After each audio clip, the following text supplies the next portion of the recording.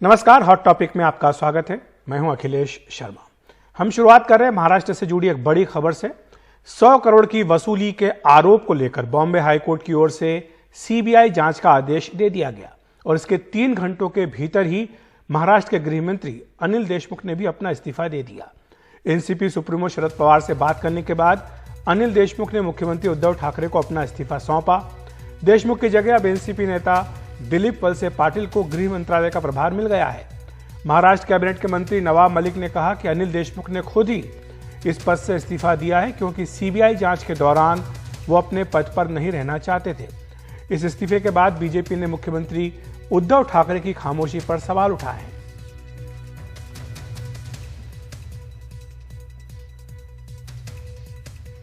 और हमारे सहयोगी सुनील सिंह हमारे साथ जुड़ गए मुंबई से इस खबर पर अधिक बातचीत करने के लिए। सुनील, जैसा कि आप रिपोर्ट कर रहे थे, दिलीप वलसे पाटिल को प्रभार भी दे दिया गया है गृह मंत्रालय का।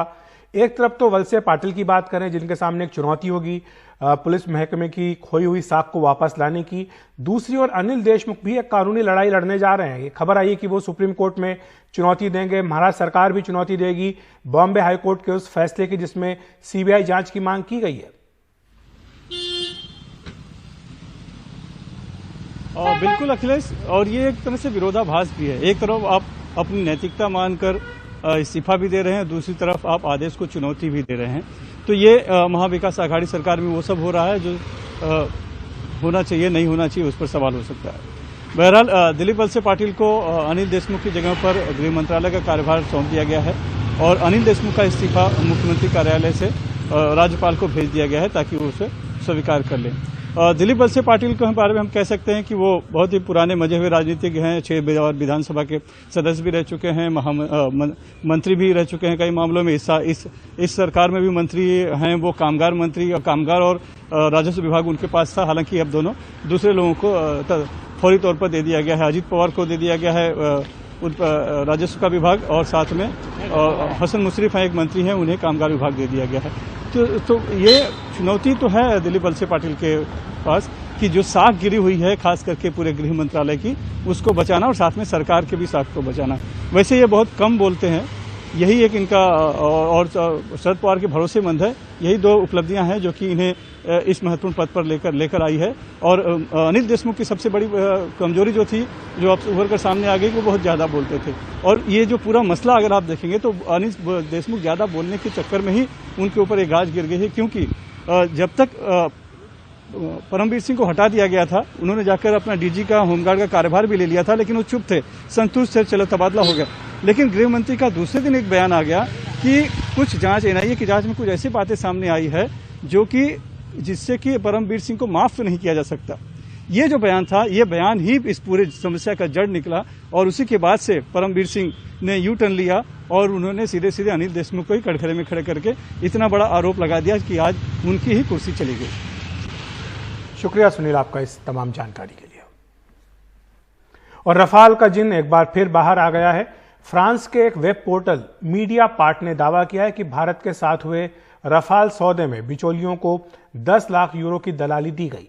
कांग्रेस ने इस मुद्दे पर पीएम नरेंद्र मोदी से जवाब मांगा है। रफाल की लगभग एक पूरी स्क्वाड्रन भारत आ चुकी है, लेकिन इसके सौदे में दलाली का आरोप खत्म नहीं हो रहा है। ताजा आरोप पोर्टल मीडिया पार्ट ने लगाया है। आरोप के मुताबिक फ्रांस की एंटी करप्शन यूनिट ने पाया कि रफाल बनाने वाली कंपनी डॉसो ने बिचौलियों को 10 लाख यूरो देने पर हामी भरी थी। इस बिचौलियों पर एक अन्य रक्षा सौदे में भी इल्जाम लगे हैं। इस पैसे से रफाल की 50 विशाल अनुकृतियां बनाने वाली कंपनी को भुगतान किया गया।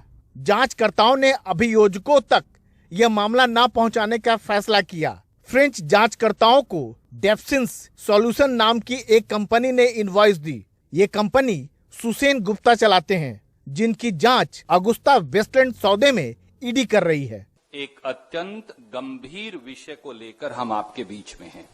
कांग्रेस ने सौदे में पीएम से जवाब मांगा है। 60,000 करोड़ रुपए से अधिक के देश के सबसे बड़े रक्षा सौदे में कमीशनखोरी, बिचौलियों की मौजूदगी और पैसे के लेन देन ने एक बार फिर राफेल सौदे की परतें खोल दी हैं। ये हम नहीं कह रहे, ये फ्रांस की एक न्यूज एजेंसी, न्यूज पोर्टल ने फ्रांस की एंटी करप्शन एजेंसी के माध्यम से कल देर रात खुलासा किया है। राहुल गांधी जी होमवर्क नहीं करते हैं, जबकि सरकार याद दिला रही है कि इस मामले में कांग्रेस सुप्रीम कोर्ट में भी हार चुकी है और जनता की अदालत में भी। कांग्रेस पार्टी फिर राफेल की बात कर रही है। सुप्रीम कोर्ट में तो हार गए, सीएजी ने भी फिर उसको रिजेक्ट कर दिया।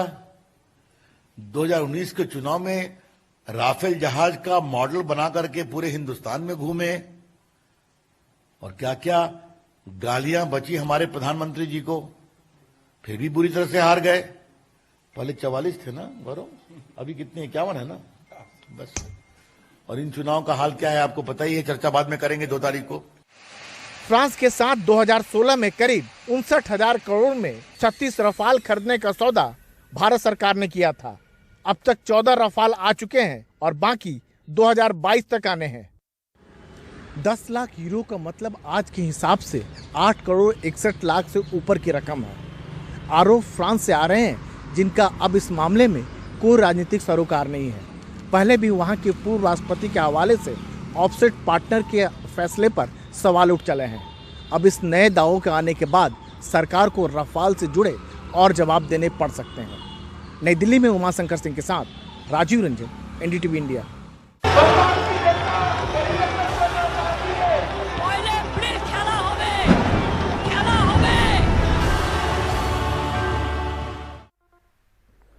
पश्चिम बंगाल विधानसभा चुनाव के चौथे चरण के लिए चुनाव प्रचार तेज हो गया है। बीजेपी अध्यक्ष जेपी नड्डा ने टॉलीगंज विधानसभा क्षेत्र में बीजेपी के उम्मीदवार और केंद्रीय राज्य मंत्री बाबुल सुप्रियो के समर्थन में रोड शो किया। जेपी नड्डा ने टॉलीगंज से गरिया तक रोड शो किया। जेपी नड्डा ने मीडिया से बातचीत करते हुए कहा कि बंगाल की जनता ने परिवर्तन के लिए मन बना लिया है। टॉलीगंज से बाबुल सुप्रियो जीतेंगे और बंगाल में कमल खिलना तय है। वहीं समाजवादी पार्टी की राज्यसभा सांसद जया बच्चन टॉलीगंज से टीएमसी उम्मीदवार अरूप विश्वास के समर्थन में प्रचार करने पहुंची। जया बच्चन ने भी टॉलीगंज में रोड शो किया। उनके इस रोड शो में बड़ी संख्या में महिलाएं शामिल हुई।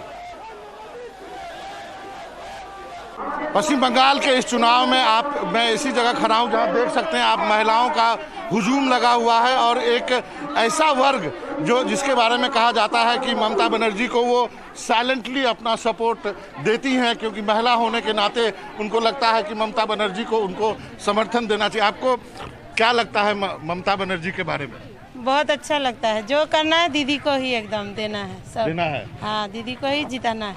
और सारी महिलाएं ऐसा सोचती है कि आपको यदि पुरुष कोई बोलेगा नहीं किसी और को दो तो क्या करेंगे आप? हम लोग का इच्छा है कि दीदी को ही जिताएंगे। हम लोग को दीदी बहुत सुविधा दी है, बहुत चीज में, क्या क्या? सब चीज जो नहीं था जो सब मिला हम लोग को। अच्छा हाँ जी बोलिए।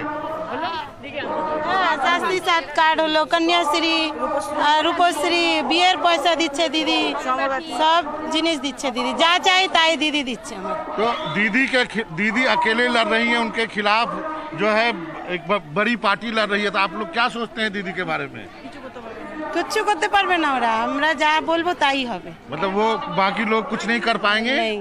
और आप लोग? दीदी जीतेगी। दीदी। अच्छा, ये जो साड़ी मिलती है ये कहाँ पे मिलती है जो औरतों ने साड़ी पहन रखी है? ये दीदी देती जी নিজেরা কিনে নিচ্ছি। अच्छा, खुद खरीदे हैं? हाँ, खुद। ये ऐसा प्रिंट होता है? हाँ। और उसके बाद इस रैली में आते हैं आप लोग ये पहन के। एकदम।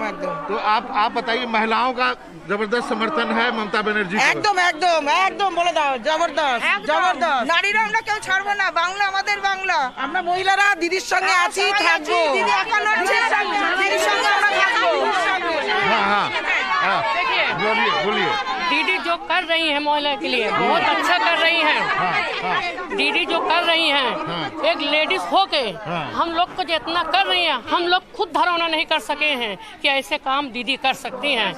किंतु हमारे पब्लिक, हमारे बहनों दीदी के लिए जो कर रही हैं, छोटे बच्चे, शादी है, बच्चा है, किसी का विधवा है, किसी का क्या है, दीदी हम लोग के लिए बहुत कुछ कर रही हैं और हम लोग चाहते हैं कि दीदी हमारे बांग्ला में रहनी चाहिए। আমরা দিদিকেই চাই, আমরা।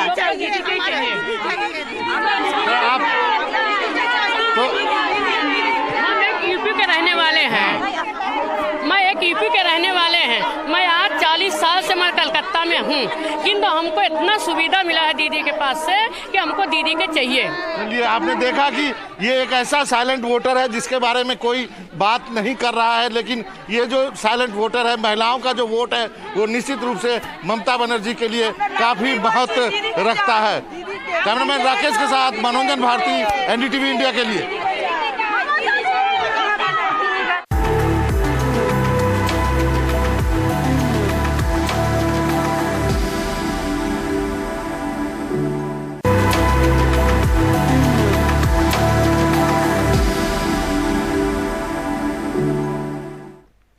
उत्तर प्रदेश में हो रहे पंचायत चुनाव में अब Femina miss India runner up Diksha Singh भी उतर पड़ी हैं। दीक्षा जौनपुर के गांव में जन्मी है, लेकिन उनका परिवार गोवा में रहता है।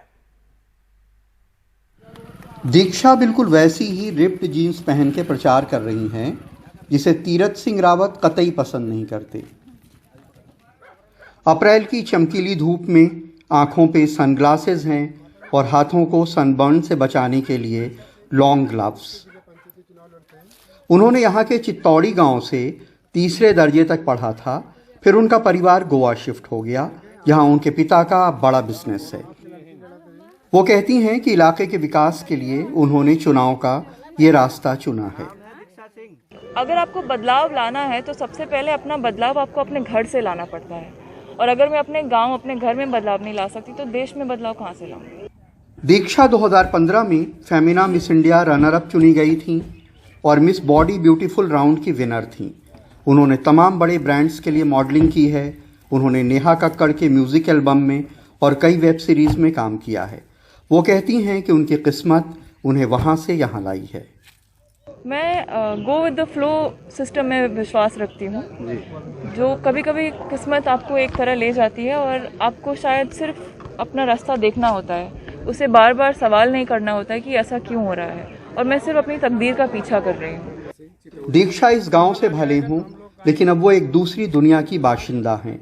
वो गांव-गांव खेत खलिहान की खाक छान रही हैं, किसी को गले लगाती हैं तो किसी के पांव छूती हैं, छोटे बड़े हर किसी के आगे हाथ जोड़ती हैं, लेकिन अपने प्रचार में वो खुद कुछ नहीं बोलती। उनके साथ चल रही महिलाएं उनके लिए वोट मांगती हैं।